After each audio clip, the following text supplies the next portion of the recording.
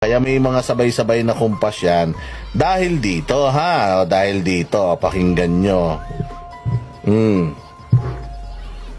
Guys, dito, hindi pinag-uusapan dito kung pro-Marcos ka, anti-Marcos ka, pro-Duterte ka, anti-Duterte ka.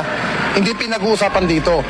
Ang pinag-uusapan natin dito, yung pakinabang natin sa mga nag-hire sa atin. Yun ang importante. Hindi pwedeng sabihin, ay hindi, didiis ako. Hindi pwede. Magpakatotoo tayo, ha? Kaya tayo nagbablog para kumita. Ha? Yan ang totoo. Okay? Ito ang literal na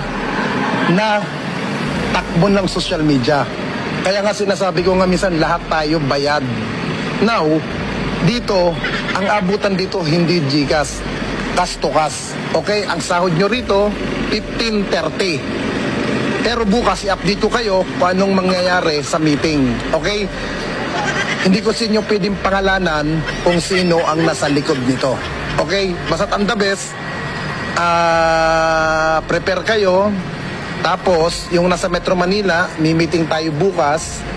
Mag-PPM ako. Okay? At least meron na tayong taga-probinsya. Ngayon, kung meron kayong gustong ipasok sa GC na para makasama pa, kausapin yung mabuti, i-briefing nyo, i-explainin nyo na ang...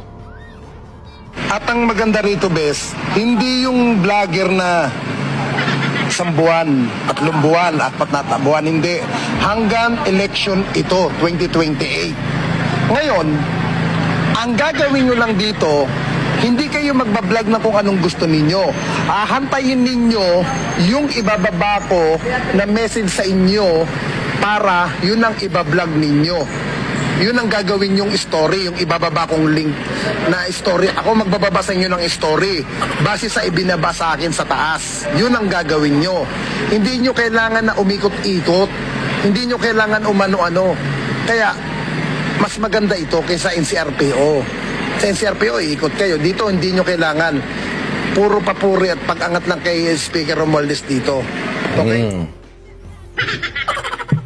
Alam nyo na siguro kung bakit pare-parehas sila ng kumpas. Kaya yung sinasabi ng mga bobong vlogger sa kabila, kung ano yung sinabi ng isa, yun di sasabihin ng isa, yun din sasabihin ng isa, yun lang assignment nila.